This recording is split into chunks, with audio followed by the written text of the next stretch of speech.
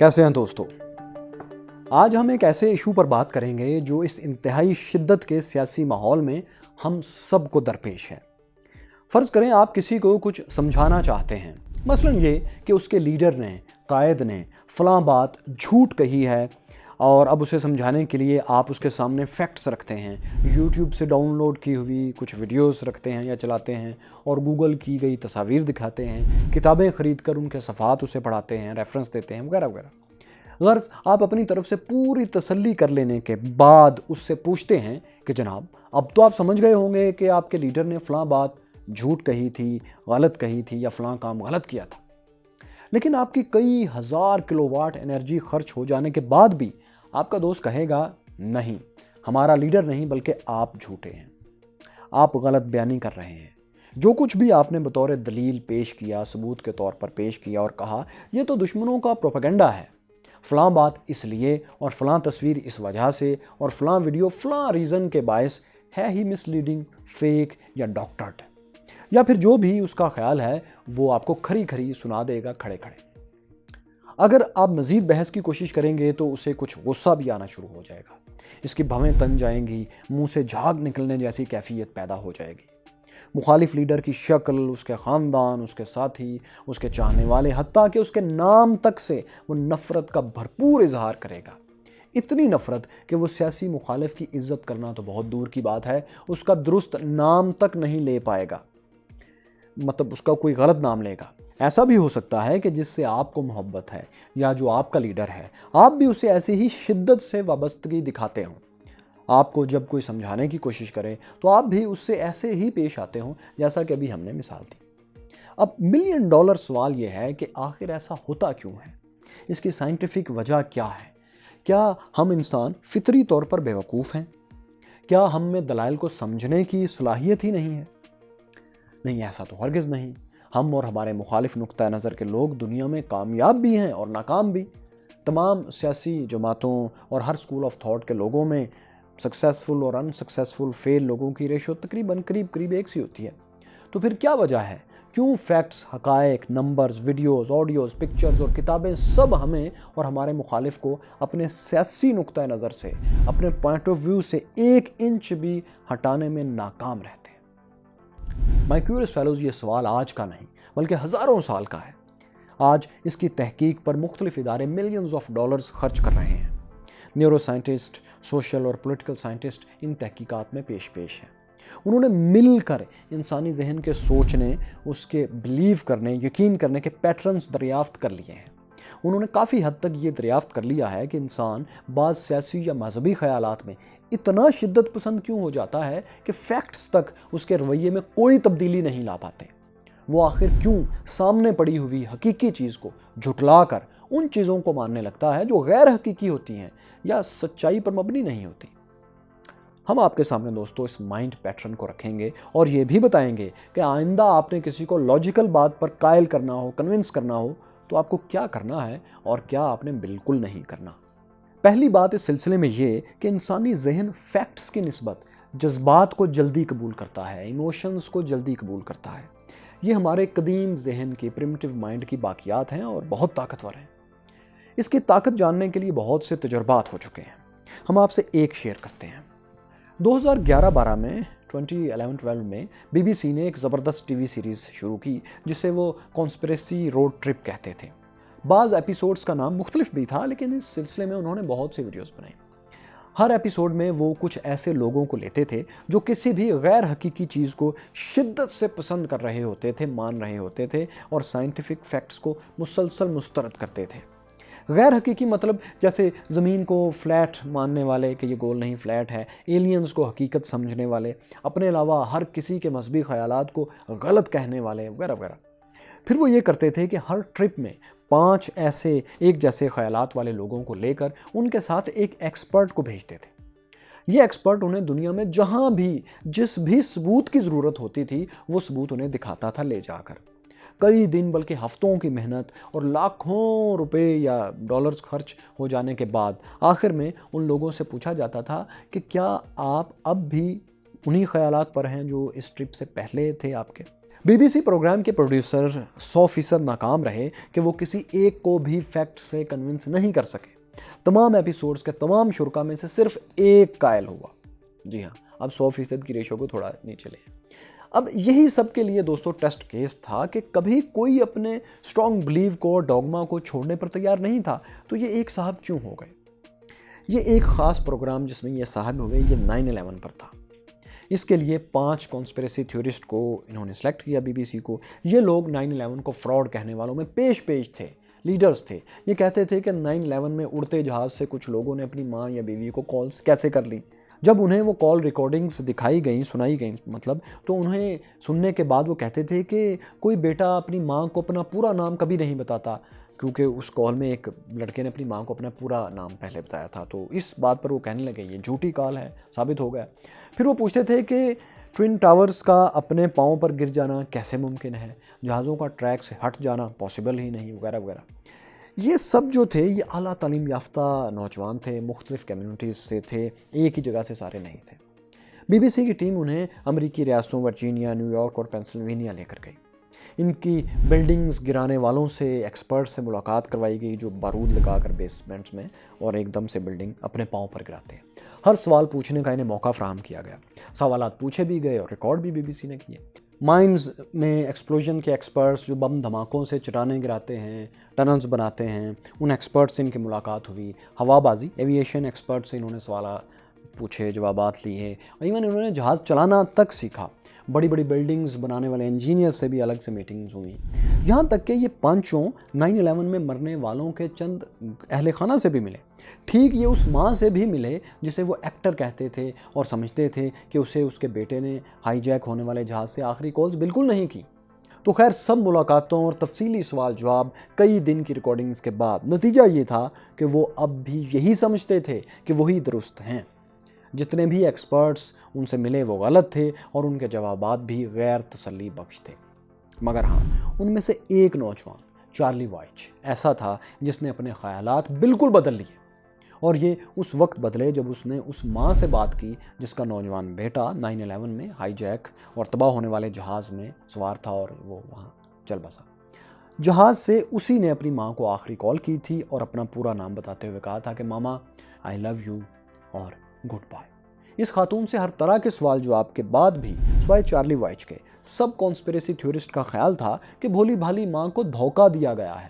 کسی voice experts نے computer پر اس کے بیٹے کی آواز جیسی آواز ریکارڈ کر کے اسے سنا دی تاکہ 9/11 سازش کو ایک شکل دی جا سکے۔ اس سارے عمل کو ویسے کانسپائریٹوریل لوپ کہتے ہیں۔ اس کا شکار انسان اپنی سازشی تھیوری کو بچانے کے لیے پہلے ثبوت مانگتا ہے، جب ثبوت دیا جاتا ہے تو کہتا ہے یہ ثبوت تو پہلے سے تیار کیا گیا تھا تاکہ کامیابی سے دھوکہ دیا جا سکے۔ وہ کبھی بھی کسی بھی ثبوت کو نہیں مانتا کیونکہ اس کا ذہن کانسپیریٹوریل لوپ کا شکار ہو چکا ہوتا ہے، اور اس لوپ میں آنے کی وجہ سے وہ کبھی بھی اس میں سے نکل نہیں پاتا۔ ہر ثبوت کو وہ یہ کہتا ہے تو پہلے سے تیار تھا۔ تو خیر دوستو، صرف یہی ایک چارلی وائچ تھا جس نے اپنے خیالات کو اس بوڑھی ماں کے آنسو دیکھنے کے بعد بدلا۔ اس تجربے سے ایک بار پھر یہ صاف ظاہر ہے کہ جذباتی طور پر انسان اپنے خیالات کو بدلتا ہے، جذبات کو فیکٹ سے زیادہ اہمیت دیتا ہے اور پھر قبول کرتا ہے۔ پھر اس کے اوپر جو جذبات سے اس کی رائے بن گئی ہوتی ہے اس کے لیے پھر دلائل اور حقائق کو تلاش کرتا ہے۔ ایسے دلائل، ایسے حقائق، ایسے فیکٹس اور ایسی لاجکس جو اس کے جذبات سے مطابقت رکھتے ہوں۔ یہی وجہ ہے کہ سیاسی مخالف پر دلائل، فیکٹس، ویڈیوز، آڈیو لیکس کچھ اثر نہیں کرتی۔ اب دوسرا پوائنٹ جس کی وجہ سے لوگ حقائق کو رد کر دیتے ہیں وہ ہماری نفسیاتی کمزوری کے پیچھے چھپا ہے۔ اس کے لیے بھی دنیا میں بہت سے تجربات ہو چکے ہیں۔ ان میں ایسے لوگوں کو ان ایکسپیریمنٹس میں لیا گیا جو کسی بھی سوچ کے ساتھ بہت سختی سے جڑے ہوئے تھے۔ مثال کے طور پر وہ لوگ جو سمجھتے تھے کہ ہر شخص کے پاس بندوق ہونی چاہیے اپنی حفاظت کے لیے۔ جب انہیں خاص طور پہ امریکہ میں دکھایا جاتا کہ ہر سال کتنے عام لوگ صرف ڈپریشن کی وجہ سے سکولز کے بچوں کو، بارز میں آنے والوں کو، بازار میں شاپنگ کرتے ہزاروں لوگوں کو مار دیتے ہیں، حالانکہ مارنے والے عادی مجرم یا قاتل تو نہیں ہوتے۔ اگر امریکہ میں دوستو اسلحہ عام دستیاب نہ ہو تو کم از کم اس طرح کے قتل کے واقعات تو روکے جا سکتے ہیں اور زندگیاں بچائی جا سکتی ہیں۔ یہ ثبوت جب ان کے سامنے رکھا جاتا تو یہ لوگ ان حقائق کو مسترد کر دیتے تھے اور کہتے تھے کہ دنیا میں زیادہ تر لوگ تو کچن نائف سے، سبزی کاٹنے والے چاقو سے یا روڈ کراس کرتے ہوئے ایکسیڈنٹ میں مارے جاتے ہیں۔ تو پہلے کچن نائف اور سڑک کراس کرنے پر پابندی لگائیں یا گاڑیوں کو ہی بند کریں، اس کے بعد پھر اسلحے کی بات کریں۔ اب اس بلیو کے علاوہ ان لوگوں میں کچھ، یہ جو لوگ سلیکٹ کیے گئے تجربے کے لیے، جس تجربے کا ذکر کر رہے ہیں، اس ایک بلیو کے علاوہ ان لوگوں میں کچھ جنرل نالج کے بھی مسائل تھے، یعنی وہ بہت سی مشہور لیکن غلط معلومات کو سچ سمجھتے تھے۔ جیسے مثال کے طور پر ہٹلر نے اپنی ساری کرکٹ ٹیم کو کھڑا کر کے ان کو گولی مار دی تھی، اور بلب ایڈیسن کی ایجاد ہے، وغیرہ وغیرہ۔ تو خیر، جب ان لوگوں کے برین کو ایک MRI مشین میں ٹیسٹ کیا گیا اور اس دوران ان سے مختلف سوالات کیے گئے، تو اس کے اثرات میں ہمارے سوال کا جواب چھپا ہوا ہے۔ سب سے پہلے ان لوگوں کے جنرل نالج کے سوالات کو چیلنج کرتے ہوئے انہیں بتایا گیا کہ جو آپ کہتے تھے کہ دنیا میں برف نہیں پگھل رہی، تو یہ ویڈیو دیکھ لیں، برف پگھل رہی ہے، گلوبل وارمنگ ہو رہی ہے۔ یا پھر وہ سمجھتے تھے کہ ڈائنوسورز کبھی ہوتے ہی نہیں تھے، لیکن جب انہیں ایسی ویڈیوز اور تصاویر دکھائی گئیں جن سے ڈائنوسورز کا وجود ثابت ہوتا تھا، تو وہ کچھ قائل بھی ہو گئے، اور ان کے نرو سسٹم نے اس پر بہت شدت سے ریئیکٹ بھی نہیں کیا۔ جیسا کہ ان میں سے خاص طور پر ایک سوال یہ پوچھا گیا کہ بلب کس نے ایجاد کیا، تو وہ کہتے تھے ایڈیسن نے۔ جب انہیں یہ بتایا گیا کہ بلب تو ایڈیسن سے کئی دہائیوں پہلے ایجاد ہو چکا تھا، ایڈیسن نے تو صرف اسے مستقل جلتے رہنے کی تکنیک پر لے کے آیا تھا، یہ تکنیک اس نے ایجاد کی تھی۔ تو اس بات کو بھی ان کے دماغ نے بغیر کسی خاص مزاحمت کے قبول کر لیا کہ چلو ایسا ہی ہوگا، اس پر شدت نہیں نظر آئی۔ لیکن اس کے بعد اگلے مرحلے میں ان لوگوں کے سیاسی، پولیٹیکل اور گروہی خیالات کو چیلنج کیا گیا۔ مثلا انہیں بتایا گیا کہ آپ جس جماعت کو سپورٹ کرتے ہیں یا جس فرقے یا گروہ سے آپ کا تعلق ہے، اس کے یہ اور یہ جرائم ہیں، اور وہ اس اور اس وجہ سے یہاں اور یہاں غلط ہیں، یہ اس کے ثبوت ہیں۔ بس یہاں دوستو ایک نئی بات ہوئی، وہ یہ کہ جیسے ہی ان کے سیاسی خیالات کو چیلنج کیا جاتا تھا، جو بہت سٹرونگ تھے ان کے یا ان کے گروہی خیالات کو، تو ان کا برین جسم کو ایڈرینالین پیدا کرنے کا سگنل دے دیتا تھا۔ ایڈرینالین دوستو وہ ہارمون ہے جو مسلز کو کنٹریکٹ کرتا ہے، بلڈ پریشر بڑھا دیتا ہے اور میٹابولزم تیز کر دیتا ہے۔ انسانی دماغ ایسا صرف اس وقت عام طور پر کرتا ہے جب اسے اچانک کسی بڑے خطرے کا سامنا ہو، ایسا خطرہ جو اس کی جان بھی لے سکتا ہو ممکنہ طور پر، جیسا کہ کہیں سے فائرنگ کی بہت شدید آواز آئے، زلزلہ آ جائے اور انسان چونک کر جان بچانے کے لیے بھاگ کھڑا ہو۔ تو ایسے میں ہمارا دماغ جو ہے ایڈرینالین ریلیز کرنے کا سگنل دیتا ہے، تو پھر ہم یہ سارے ایکشن کرتے ہیں۔ سوال پیدا ہوتا ہے کہ جب سیاسی یا کسی کے گروہی خیالات کے خلاف دلائل دیے جاتے ہیں، تو پھر دماغ ایسا کیوں کرتا ہے؟ اس کا جواب سوشل سائنٹسٹ یہ دیتے ہیں کہ جنرل نالج ہماری سائیکولوجیکل سیلف کا حصہ نہیں ہوتا۔ یعنی ہم جس چیز کو میں، سائیکولوجیکل سیلف کیا ہوتی ہے، اس کو سمجھیں کہ میں یا اپنا آپ کہتے ہیں، اس کا حصہ جنرل نالج نہیں بلکہ ہمارے سیاسی خیالات ہوتے ہیں۔ یعنی میں اگر آپ سے پوچھوں کہ آپ کون ہیں، تو آپ یہ نہیں بتائیں گے کہ میں وہ ہوں جو اے سے زی تک ABC سنا سکتا ہے، یا جو سمجھتا ہے کہ 50 فٹ کے انسان کبھی ہوتے تھے، یا یہ سمجھتا ہے کہ ایک بونوں کا دیس بھی ہے آج کل۔ آپ اپنے گوشت پوشت کے جسم اور ان خیالات کو اپنا آپ کہیں گے جو آپ کو ڈیفائن کرتے ہیں۔ جیسے کہ آپ کہیں گے کہ ایک تو میں گوشت پوشت کا یہ انسان ہوں، دوسرا میری پہچان یہ ہے کہ میں بہت انصاف پسند ہوں۔ جیسے کہ آپ کہیں گے میرا فلاں عقیدہ ہے، جیسے کہ آپ کہیں گے کہ آپ فلاں کو پاکستان یا انسانیت کا دشمن سمجھتے ہیں اور فلاں کو آپ جو ہے مسیحا سمجھتے ہیں۔ تو یہ چیز آپ کی سائیکولوجیکل سیلف ہوگی گوشت پوشت کے بعد۔ تو آپ ان دو چیزوں کا مکسچر ہیں، ایک فزیکل سیلف یعنی آپ کا جسم، دوسرا سائیکولوجیکل سیلف یعنی آپ کی یقین، عقیدے، محبت اور شدید نفرت۔ یہ تو ہو گئی سادہ بات۔ اب یوں ہے کہ ہمارا دماغ جیسے ہمارے فزیکل سیلف یعنی ہمارے جسم پر حملے کی صورت میں فوری ریئیکٹ کرتا ہے، بالکل اسی طرح ہماری سائیکولوجیکل سیلف پر حملے کے بعد بھی یہی کرتا ہے، کیونکہ ہم نے اسے ایک ہی کر لیا ہے، سو اس کا رد عمل بھی ایک ہی آتا ہے۔ ایک اور مثال دیکھتے ہیں۔ آپ نے مذہبی رہنماؤں کو فالو کرنے والوں کو یا کلٹ فالوورز کو یا کسی سیاسی قائد کو بہت زیادہ عقیدت دینے والوں کے منہ سے یہ الفاظ ضرور سنے ہوں گے کہ ہمارا قائد یا رہنما ہم میں بستا ہے، وہ ہمارے جسم کا حصہ ہے، وہ ہمارے خون میں دوڑتا ہے، وہ میں ہوں، وغیرہ وغیرہ۔ تو یہ سب وہ اس لیے کہتا ہے کہ وہ خاص رہنما بھی اب اس کی سائیکولوجیکل سیلف کا، اس کی نفسیاتی ذات کا حصہ بن چکا ہوتا ہے۔ وہ سمجھتا ہے کہ میں گوشت پوشت کے بعد اسی رہنما کی محبت سے ہی مکمل ہو پاتا ہوں، یا کسی کی نفرت سے یا کسی عقیدے سے۔ اس لیے ہم اور ہمارے وہ دوست جنہیں ہم یا وہ ہمیں ہمارے ان illogical خیالات سے ہٹانا چاہتے ہیں جو ہمارا سائیکولوجیکل سیلف بن چکے ہیں، تو ہماری پوری باڈی برین کے حکم پر ریئیکٹ کرتی ہے، سخت ریئیکٹ کرتی ہے، بالکل ایسے جیسے جان بچانے کے لیے کیا کرتی ہے۔ غصہ آتا ہے، جھرجھری آتی ہے، مارنے، کاٹنے، بھگا دینے، دوستی چھوڑ دینے یا چیزیں اٹھا کر پھینک دینے یا کوئی بھی فوری رد عمل دینے کو جی چاہتا ہے، کیونکہ ہمارا دماغ وہی ایڈرینالین پیدا کرنا شروع کر دیتا ہے جو کسی حملے کی صورت میں جان بچانے کے وقت پیدا کرتا ہے۔ جیسے کہ مثال کے طور پر اس وقت ہو جب ہم کسی جنگل میں جا رہے ہیں اور ہم پر شیر یا بھیڑیا حملہ کر دے، تو ظاہر ہے ہمیں فوری بھاگنے کی ضرورت ہے، تو ہمارا دماغ سائیکولوجیکل سیلف کے تحفظ کے لیے بھی یہی کرتا ہے جو فزیکل تحفظ کے لیے کرتا ہے۔ اسی لیے کوئی بھی فیکٹ، کوئی بھی دلیل، کوئی بھی فلسفہ، کوئی بھی سائنس وہاں کام نہیں آتی، کیونکہ دماغ اس وقت پروٹیکٹیو موڈ میں جا چکا ہوتا ہے۔ جب آپ کسی کے سائیکولوجیکل سیلف پر بات کرتے ہیں، وہ سمجھنے کے موڈ میں ہی نہیں ہوتا، اگر سمجھ بھی رہا ہو تو مانے گا نہیں، کیونکہ ماننے کا مطلب یہ ہے کہ وہ اپنی ذات کے ایک حصے کو گرا دے، بھیڑیے کو ذات کا ایک حصہ کھا جانے دے۔ اب ظاہر ہے یہ تو وہ ہونے نہیں دے گا، اس لیے اس لمحے لاجیکل سے لاجیکل بات کو بھی، بڑے سے بڑے ثبوت کو بھی انسان رد کر دیتا ہے۔ تو مائی کیوریس فیلوز، اگلی بار جب آپ کسی بھی کٹر خیالات والے سے بات کریں، اس کے خیالات کو چیلنج کرنے کی بے وقوفی مت کیجیے گا۔ اچھا، تو پھر کیا کرنا ہے؟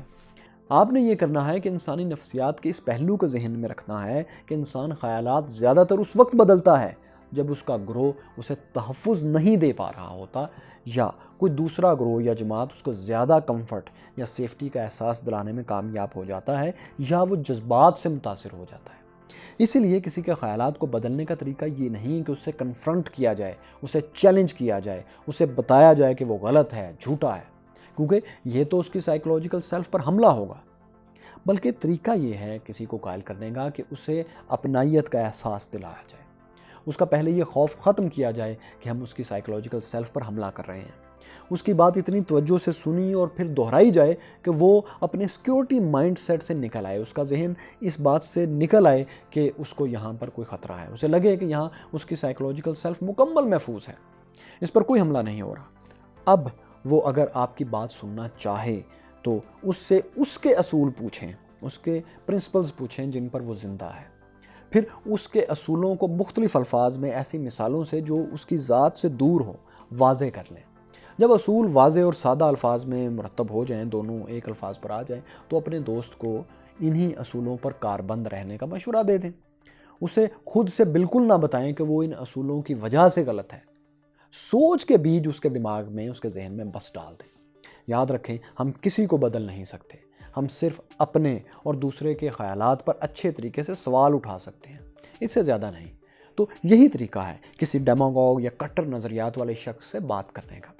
اور ہاں، یہ مکالمہ آپ اپنے ساتھ بھی کر سکتے ہیں۔ ہو سکتا ہے آپ کے اپنے خیالات بھی گروہی ہوں، سچائی پر مبنی نہ ہوں، جذباتی ہوں، لیکن اگر آپ جذباتی ہیں تو پتہ نہیں یہ مکالمہ آپ اپنے ساتھ کر بھی سکتے ہیں یا نہیں، لیکن کوشش ضرور کیجیے گا۔ تو دوستو، ہم کہہ رہے تھے کہ یہ جو طریقہ ہے، اس طریقے سے آپ اگر بحث کریں گے، اس طریقے سے اگر آپ گفتگو کریں گے، تو آپ کی کامیابی کے جو ریشو ہے دنیا میں کیلکولیٹڈ ریشو تقریباً 5 سے بہت بھی زیادہ جاتی ہے، تو 10% تک جاتی ہے۔ لیکن شاید یہ آپ کو کامیابی بہت کم لگے، آپ کو اپنی لائف میں بھی کم لگے، لیکن یقین کیجئے کسی لیڈر یا اپنے معاشرے کی اچھائی کی طرف جانے کے سپیڈ کو اگر آپ نے دیکھنا ہے تو 5 سے 10% ریشو بہت زیادہ ہے، یہ بہت فاسٹ ہے۔ یہ مختصر ویلوگ دوستوں کچھ فلسفیکل ضرور ہو گیا تھا، لیکن بہت ضروری تھا آج کل کے حالات میں۔ کچھ انٹرویوز اور لیکچرز میں نے یہ باتیں کی ہیں، لیکن غیر مربوط تھیں، بکھری ہوئی تھیں، کچھ حصہ تھا کہیں مکمل نہیں تھا، اور کہیں بات کرتے کرتے کہیں اور چلی گئی تھی۔ تو میں نے سوچا کہ ایک ویلوگ میں یہ سارے پوائنٹس ایک ترتیب میں بتا دوں تاکہ آپ کے لیے ایک جگہ پر یہ محفوظ ہو جائے۔ ہوپ فلی آپ کو پسند آیا ہوگا، کمنٹس میں ضرور بتائیں کہ اس بارے میں آپ کا کیا خیال ہے۔ مائی کیوریس فیلو سے اس ویلوگ میں آپ نے امریکہ میں گن کلچر کی بات سنی کہ امریکہ میں بندوق سے ہر سال 25,000 سے 45,000 25 سے 45,000 تک عام انسان مارے جاتے ہیں، لیکن پھر بھی وہاں یہ سادہ سی لاجیکل بات منوانا ناممکن ہو چکا ہے کہ اسلحہ عام فروخت نہیں ہونا چاہیے۔ ایسا کیوں ہے؟ امریکہ اپنے ہی بھیجے میں کیوں گولی مارے چلے جا رہا ہے، مارتا چلا جا رہا ہے؟ یہ راز آپ یہاں جان سکتے ہیں۔ یہاں آپ دیکھیے کہ انٹرنیشنل گریٹ گیم، اور یہاں جانیے مسلم کولڈ وار کیا ہے۔